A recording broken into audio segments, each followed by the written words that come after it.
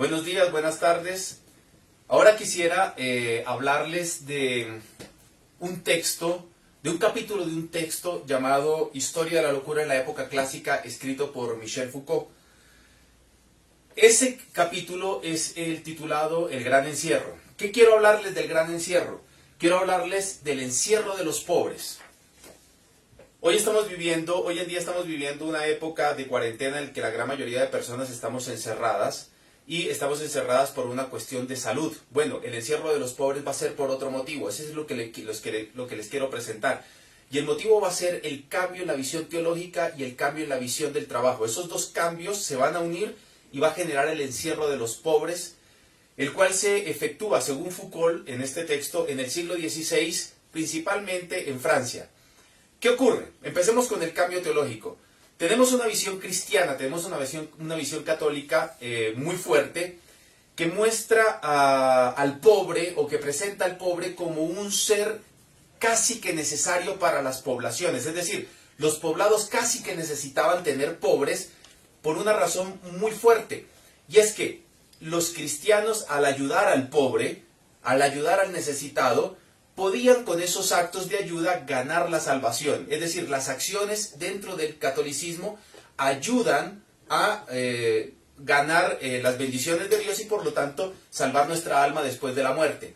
Entonces el pobre era como una necesidad porque al darle al pobre, al ayudarle al pobre, no se le estaba ayudando solo al pobre, sino que también en el rostro del pobre, en el cuerpo del pobre, vivía Jesús. Al ayudarle al pobre, se le ayudaba a Jesús. Por lo tanto, vuelvo a lo que dije al inicio, por lo tanto, era casi como una necesidad tener pobres dentro de los pueblos, porque así las personas podían hacer actos de caridad y por lo tanto, con esos actos, sumando esos actos, llegar a una salvación después de la muerte. ¿Qué ocurre? Que va a llegar el protestantismo y los protestantes con Lutero van a plantear otra visión de la salvación totalmente distinta a la que se tenía con el cristianismo. ¿Qué van a decir los protestantes?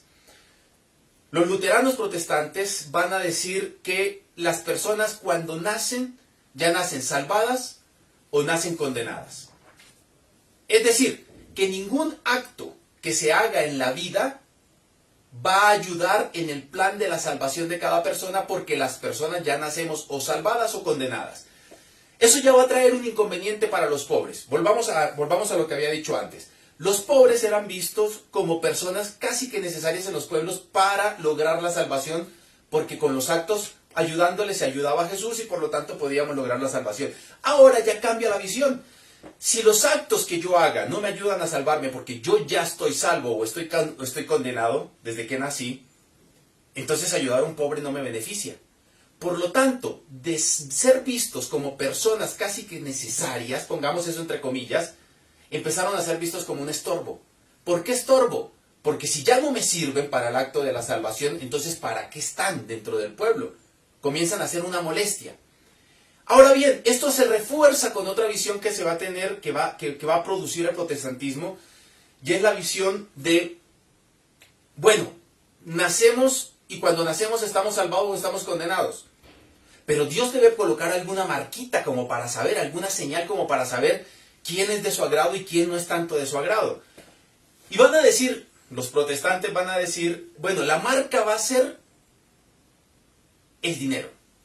Es decir, las personas que han podido mejorar sus condiciones de vida, las personas que han podido mejorar su economía, esas son personas que parecen, y pongámoslo así, parecen que están marcadas por Dios y que están bendecidas. Por lo tanto, aquellas personas que no han progresado en cuanto a lo monetario, que no han mejorado su calidad de vida, parece también que no están bendecidas por Dios. ¿Sí? Y entonces comienza, ojo, aquí esto me va a llevar al cambio en la visión de trabajo. Bien. Comienza a verse al pobre de dos maneras ya. Comienza a verse como una carga, y además de una carga, volvamos a repetirlo, una carga porque ya no me sirve a mí para el plan de mi salvación. Además de verse como una carga, parece ser que los pobres no son bendecidos por Dios. ¿Por qué? Porque no han tenido la fortuna de progresar en la vida. Doble carga, doble peso para los pobres.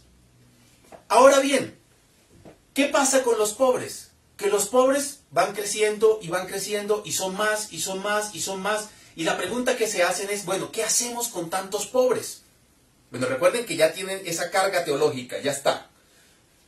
¿Qué hacemos con esos pobres? Ah, bueno, lo que vamos a hacer es obligarlos a trabajar.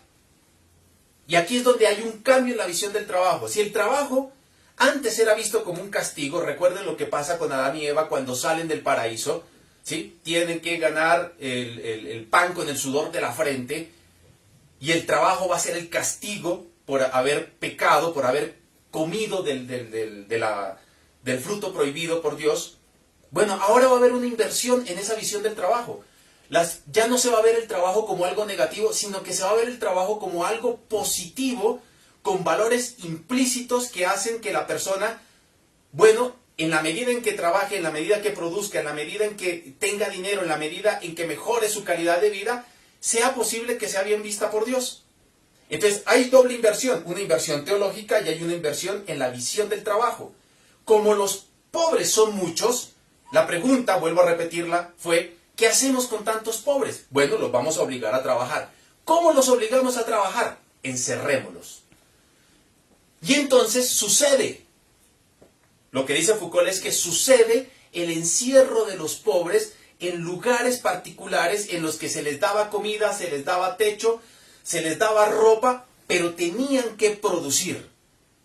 Y esa producción era necesaria para ellos mismos porque tenían que, con eso mismo, ayudarse, entender ellos mismos que era la forma como podían mejorar sus condiciones de vida.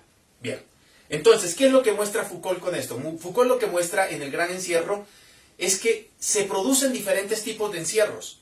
Y uno de ellos no fue por cuestiones de salud, no fue por cuestiones de que existiera una epidemia, una peste, no, sino por una visión en el cambio del pensamiento teológico y en el cambio del pensamiento del trabajo que se tenía hasta ese entonces.